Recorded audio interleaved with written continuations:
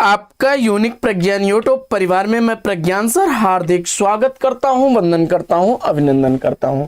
प्यारे साथियों, सुबह के 5 बज चुके हैं और जिस प्रश्नोत्तरी 50 का आपको बेसब्री से रहता है इंतजार, वह प्रश्नोत्तरी 50 लेकर के मैं आपके बीच प्रज्ञान सर उपस्थित हूं।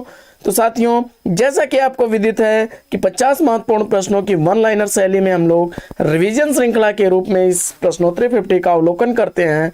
तो अगर इस प्रश्नोत्तरी 50 से आप पहली बार जुड़ रहे हैं तो कृपया चैनल को सब्सक्राइब, वीडियो को लाइक और शेयर करना बिल्कुल ना भूलें। तो बिना समय गंवाए प्रारंभ करेंगे आज की पाठचर्या, लेकिन उससे पूर्व देखेंगे आज का मॉर्निंग कोट्स। बड़ा प्यारा सा मॉर्निंग कोट्स है कि पत्थर की मूर्ति को भी भगवान बनाने के लिए उसके ऊपर कई बार किए जाते हैं, तब जाकर वह भगवान बनने की काबिलियत हासिल करती है। यानी साथियों, संक्षेप में आपसे इतना ही कहना चाहूंगा कि अगर जीवन में आप सफल होना चाहते हैं तो सफलता से पहले आपको करना होगा संघर्ष, और उस संघर्ष में आपको न जाने कितनी छीनी हथौड़ी और तकलीफों का सामना करना होगा, लेकिन जिस दिन सफलता आपके कदम चूमेगी सारी तकलीफें आपकी दूर हो जाएंगी और आप प्रसन्नता से मुस्कुराएंगे। साथियों, इसी मॉर्निंग कोट्स के साथ प्रारंभ करेंगे शायद प्रश्नोत्तरी 50 और देखेंगे प्रश्नोत्तरी 50 का पहला प्रश्न। भारतीय संस्कृति और हिंदी प्रदेश आलोचना कृति के लेखक कौन है? भारतीय संस्कृति और हिंदी प्रदेश आलोचना कृति रामविलास शर्मा द्वारा लिखी गई रचना है। अगला प्रश्न है कि शोक सभा व्यंग के रचनाकार कौन है? शोक सभा व्यंग कृति के रचनाकार रविंद्रनाथ त्यागी हैं। 1974 ईस्वी इस रचना का रचना काल है। प्रश्न संख्या 3, एक बूंद सहसा उछली यात्रा साहित्य के रचनाकार कौन है? एक बूंद सहसा उछली यह यात्रा वृतांत अज्ञेय द्वारा लिखा गया यात्रा वृतांत है और 1960 ईस्वी इसका रचना काल है। अगला प्रश्न है कि पौराणिक हिंदू मिथक पर आधारित लक्ष्मी नारायण लाल का नाटक कौन सा है? तो जवाब हो जाएगा कलंकी नाटक। पौराणिक हिंदू मिथक पर आधारित लक्ष्मी नारायण लाल द्वारा लिखा गया नाटक है, जो 1969 ईस्वी का प्रकाशित नाटक है। अगला प्रश्न है कि धरती की सतह पर गजल संग्रह के रचनाकार कौन है? धरती की सतह पर गजल संग्रह अदम गोंडवी साहब द्वारा लिखा गया गजल संग्रह है। प्रश्न संख्या 6, चिताई वार्ता कृति के रचनाकार कौन है? तो चिताई वार्ता नारायण दास द्वारा लिखी गई 1590 ईस्वी का रचना काल है। अगला प्रश्न है कि गंगा का बेटा नाटक के नाटककार कौन है? तो गंगा का बेटा नाटक पांडे बेचन शर्मा उग्र द्वारा लिखा गया 1940 ईस्वी का प्रकाशित नाटक है। अगला प्रश्न है कि मेरी अपनी कथा आत्मकथा के आत्मकथाकार कौन है? तो मेरी अपनी आत्मकथा पदुमलाल पुन्नालाल बख्शी द्वारा लिखी गई 1958 ईस्वी की प्रकाशित रचना है। प्रश्न संख्या 9 है कि उत्तर प्रदेश सरकार द्वारा 1947 ईस्वी में गठित देवनागरी लिपि सुधार समिति के अध्यक्ष कौन थे? तो जवाब हो जाएगा आचार्य नरेंद्र देव। अगला प्रश्न है कि विलक्षण बात यह है कि आधुनिक गद्य साहित्य परंपरा का प्रवर्तन नाटकों से हुआ है, यह कथन किसका है? तो जवाब हो जाएगा आचार्य रामचंद्र शुक्ल का। अगला प्रश्न है कि सन 1972 ईस्वी के आसपास सारिका के माध्यम से समानांतर कहानी आंदोलन किसने चलाया? तो जवाब हो जाएगा कमलेश्वर ने। प्रश्न संख्या 12, काव्य की रीत सीखी सुकविन सो देखी सुनी बहुलोक की बातें, यह काव्योक्ति के कवि कौन है? तो जवाब हो जाएगा काव्य निर्णय से अवतरित यह उक्ति भिखारी दास की है। घर की बात आत्मकथा के रचनाकार कौन है? तो घर की बात आत्मकथा रामविलास शर्मा द्वारा लिखी गई 1983 ईस्वी की प्रकाशित आत्मकथा है। अगला प्रश्न है कि स्त्रियां पर्दे से प्रजातंत्र तक आलोचना कृति की रचनाकार कौन है? तो स्त्रियां पर्दे से प्रजातंत्र तक दुष्यंत कुमार द्वारा लिखी गई 2012 ईस्वी की प्रकाशित आत्मकथा है। अगला प्रश्न है कि मेरी आत्मकहानी आत्मकथा के लेखक कौन है? तो मेरी आत्मकहानी आत्मकथा श्याम सुंदर दास द्वारा लिखी गई 1941 ईस्वी की प्रकाशित रचना है।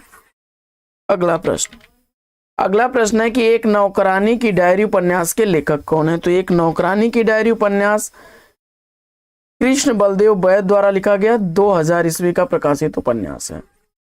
अगला प्रश्न है कि डॉक्टर गणपत चंद्र गुप्त ने हिंदी नवगीत का प्रवर्तक किसे माना है? डॉक्टर गणपत चंद्र गुप्त के अनुसार हिंदी नवगीत का प्रवर्तक किसे माना गया है? तो जवाब हो जाएगा राजेंद्र प्रसाद सिंह को उनकी रचना गीतांजलि के लिए 1958 ईस्वी में से नवगीत का प्रवर्तन माना जाता है। अगला प्रश्न है कि दशरथ नंदन एवं शारदिया नाटक के नाटककार कौन है? दशरथ नंदन और शारदिया नाटक दोनों ही जगदीश चंद्र माथुर द्वारा लिखे गए नाटक हैं। दशरथ नंदन 1974 ईस्वी का प्रकाशित नाटक, वहीं शारदिया 1959 ईस्वी का प्रकाशित नाटक है। अगला प्रश्न है कि आलोचना का विषय कवि नहीं कविता है, यह कथन किसका है? तो जवाब हो जाएगा टी.एस. इलियट महोदय का। अगला प्रश्न है कि महत्वाकांक्षा का मोती निष्ठुरता की सीपी में रहता है चंद्रगुप्त नाटक में, यह कथन किस पात्र का है? तो जवाब हो जाएगा चंद्रगुप्त का।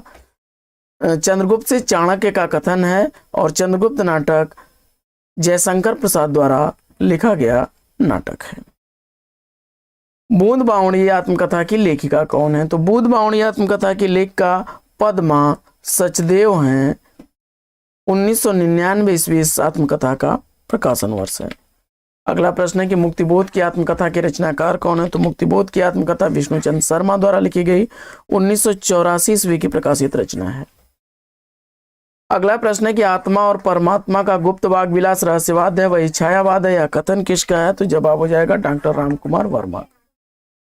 अगला प्रश्न है कि जंगल जहां शुरू होता है किस विधा की रचना है? तो जंगल जहां शुरू होता है संजीव द्वारा लिखा गया उपन्यास विधा की रचना है। 2000 ईस्वी इस उपन्यास का प्रकाशन वर्ष है। प्रश्न संख्या 25 है कि गीत नाट को भावनाट की संज्ञा किसने दी? तो गीत नाट को भावनाट की संज्ञा देने वाले डॉक्टर नगेंद्र हैं। तरंगिणी गद्य काव्य कृति के रचनाकार कौन है? तो तरंगिणी गद्य काव्य कृति के रचनाकार आपने वियोग हरि को बताया, तो बिल्कुल सही जवाब। 1919 ईस्वी इस कृति का प्रकाशन वर्ष है। पंडित और पंडितानी कहानी के लेखक कौन है? पंडित और पंडितानी कहानी गिरिजादत्त बाजपेयी द्वारा लिखी गई कहानी है। और अगला प्रश्न, अंतराल उपन्यास की विषय वस्तु क्या है? तो मोहन राकेश द्वारा लिखा गया या स्त्री पुरुष के संबंधों की जटिलता का चित्रण करने वाला 1972 ईस्वी का प्रकाशित उपन्यास है। राष्ट्रगीत में भला कौन हुआ भारत भाग्य विधाता है, या पंक्ति के रचनाकार कौन है? तो जवाब हो जाएगा रघुवीर सहाय की पंक्तियां हैं। अगला प्रश्न है कि किस विद्वान ने देवनागरी लिपि के स्थान पर रोमन लिपि लिखने का सुझाव दिया था? और जवाब में आपने डॉक्टर सुनीति कुमार चटर्जी जी को बताया, तो बिल्कुल सही जवाब। और बड़ा ही मस्त प्रश्न है कि परदेसी या अनुरागी उपनाम से कविताएं कौन लिखते थे?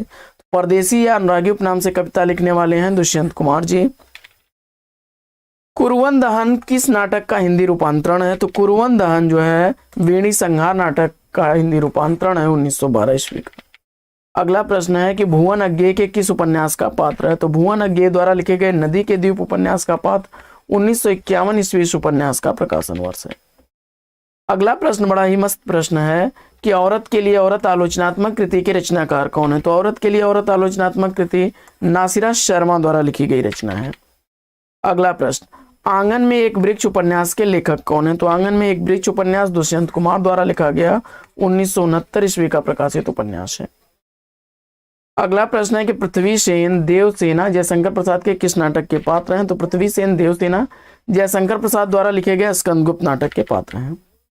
अगला प्रश्न है कि जाति एक विमर्श आलोचना ग्रंथ के लेखक कौन है? तो जाति एक विमर्श आलोचना ग्रंथ जयप्रकाश करदम द्वारा लिखा गया है और 1999 ईस्वी इसका प्रकाशन वर्ष है। अगला प्रश्न है कि अमर रंजना और अमला राजेंद्र यादव के किस उपन्यास के पात्र हैं? तो अमर रंजना और अमला राजेंद्र यादव द्वारा लिखे गए, राजेंद्र यादव और मन्नू भंडारी दोनों लोगों के संयुक्त रूप से लिखा गया उपन्यास है 1 इंच मुस्कान 1963 ईस्वी जिसका प्रकाशन वर्ष। अगला प्रश्न है कि जुलूस रुका है रिपोर्ताज के लेखक कौन है? तो जुलूस रुका है रिपोर्ताज विवेकी राय द्वारा लिखा गया 1977 ईस्वी का प्रकाशित उपन्यास है। प्रश्न संख्या 40 बड़ा ही प्यारा सा प्रश्न है कि नई समीक्षा सहचिंतक काव्य कृतियों के रचनाकार कौन है? दोनों ही रचनाएं अमृत राय द्वारा लिखी गई हैं। नई समीक्षा 1943 ईस्वी की, वहीं सहचिंतक 1967 ईस्वी की प्रकाशित अमृत राय की काव्य रचनाएं हैं।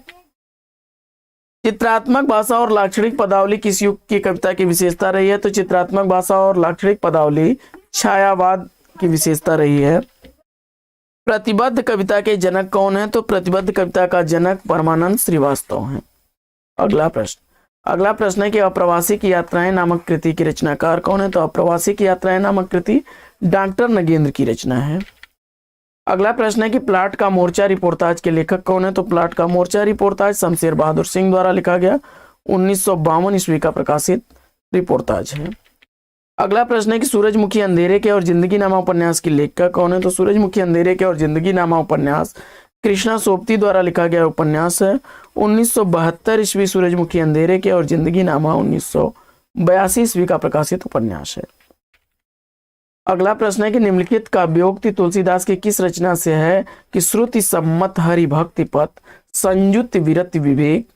जवाब हो जाएगा रामचरित मानस। अगला प्रश्न है कि सच्ची समालोचना सूक्ष्म परिसंख्या का लक्ष्य कवि नहीं काव्य है। कवि नहीं बल्कि काव्य या कथन किस आलोचक का है?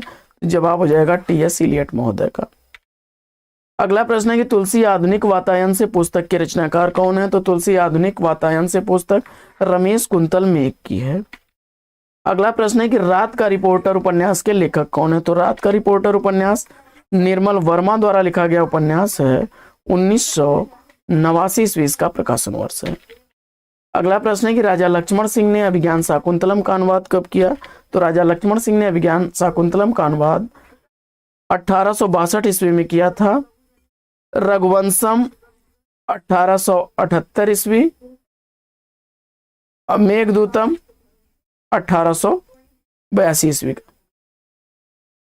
तो साथियों आज की इस पाठचर्या में लेंगे यहीं पर विराम। वीडियो अगर अच्छा लगा हो तो वीडियो को लाइक और शेयर कर दीजिए। चैनल पर पहली बार होंगे तो चैनल को सब्सक्राइब कर लीजिएगा।